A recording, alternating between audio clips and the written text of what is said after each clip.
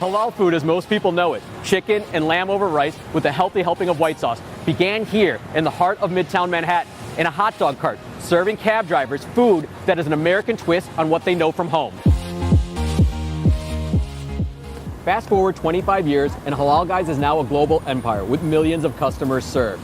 Their success has spawned a halal craze across Long Island, with new players joining the movement regularly.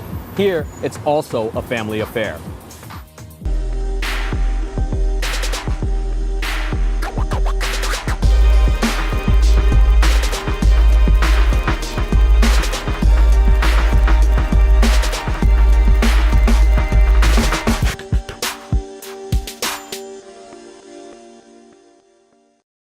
Halal simply means meat that has been raised humanely and slaughtered according to Islamic law. Thanks to Halal Guys, it also has come to mean rice with chicken and beef with a healthy helping of white sauce. You want to go lots, and as much hot sauce as you're willing to endure. They suggest one line, and it's hot. The first Long Island location of the cult Manhattan food cart opened on Broad Hollow Road in early 2018. It's been a popular fast food draw ever since, with workers carving beef gyro and chopping chicken for platters and sandwiches to keep up with the demand. The Farmingdale store is owned by franchisee Katab Abu Attia, who is currently working on a second Long Island location that he hopes to open by the end of summer. Even prior to becoming part of Halal Guys, I was a customer for 15 years. I had a good relationship with the three founders of Halal Guys. I was actually one of the people that were asking them to franchise. White sauce? Sure. This is sort of an Americanization of Middle Eastern food, right? I call this like a Middle Eastern American food, you know, just like there's a Chinese American food and everything else. We wanted to go into a mainstream where we can offer the platter that everybody loved. Sandwich or the platter? It was at the end of the 1990s when people started lining up trying to try this new stand that sells something a little bit different than everybody else. To go, right? Katab showed me what goes into making the classic combo platter, the dish that helped put halal cart cuisine on the map.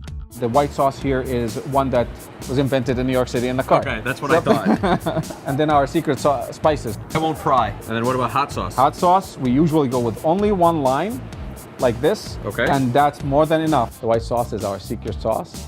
It makes the platter more delicious. It brings it together very nicely.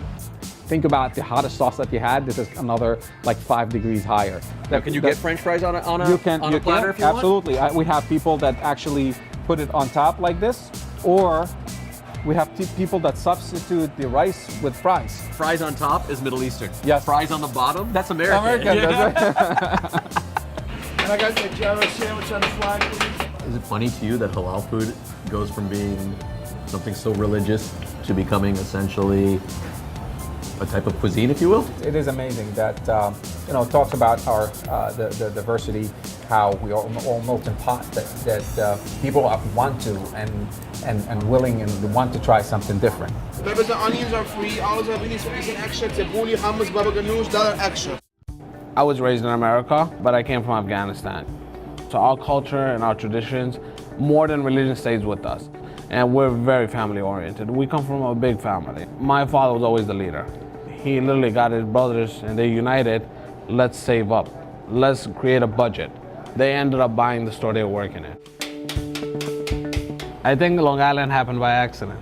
The first cart was opened on Long Island. There was a lot of issues with the town and the rules and regulations. They don't allow a cart, let's open up a store. So there was literally a store in the Delco Plaza in Hicksville. That was our first Hicksville location. Seeing the Halal Guys' success from Queens, the Mashriki family decided to join in on the action, hoping to build their own empire out of the fast-growing cuisine. Usually people want falafel, they usually ask for a lot of the veggies. So you get the peppers and onions, you got the black beans. Since launching the first cart in 2005, Shah's Halal has expanded to 15 trucks across Queens. After a decade of success, the Mashrikis began looking eastward. They began to spread across Long Island. Today, Shah's has a growing number of stores across Nassau and Suffolk. Our hope is to go nationwide with this.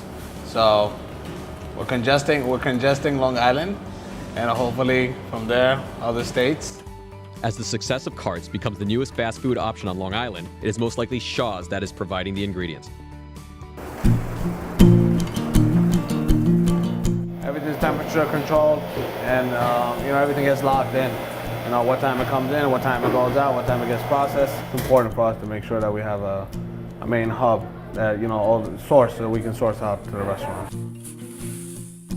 We have the wholesale distribution and the processing end of it, so it makes sense for us on the back end, and then also for our brand because it's expanding. This is basically our rice that we cook. This goes out, we sell it to the carts. The guys who have their own carts.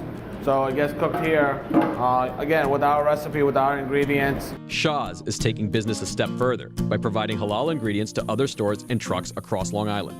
They're the ones that created the recipes for us. We still purchase some of our products from them. I guess you can consider Shaw's Halal Food as the tree, and we're one branch, and they're probably like 3 branches of the tree.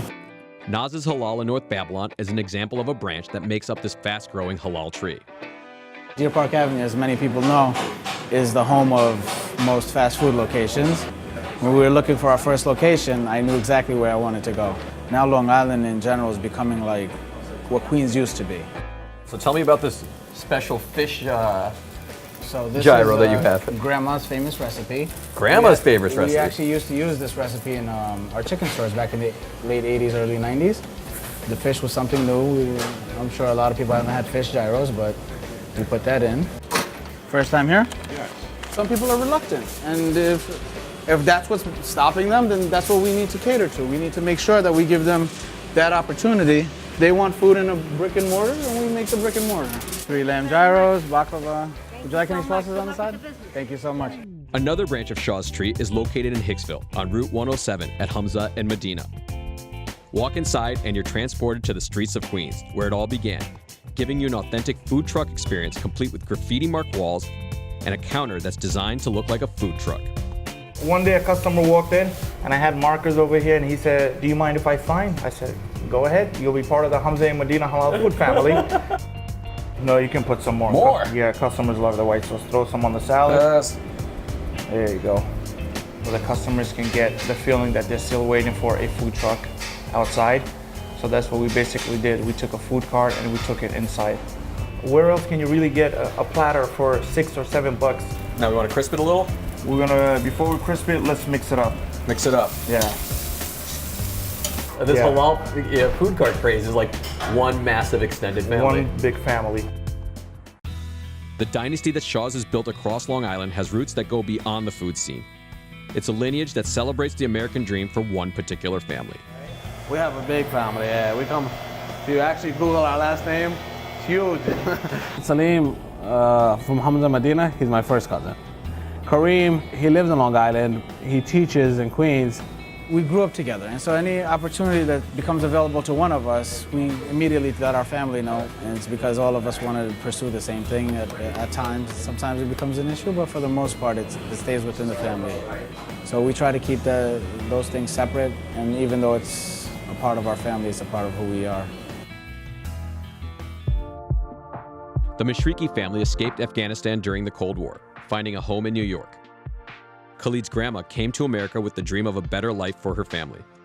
Obviously, it was very hard to leave your country and come to America, but they were put in that situation. She lost her husband. During the Cold War, they took my grandfather.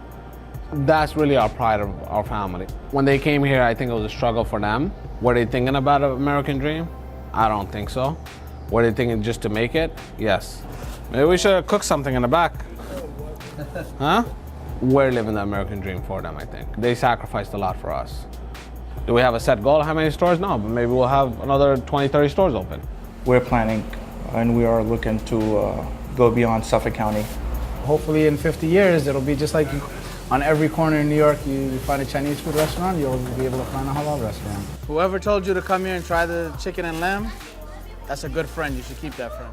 Now 30 years later, as the next generation of Mashriki step up, they're taking the foundation laid by their ancestors and expanding the family business to Long Island, one halal food restaurant at a time.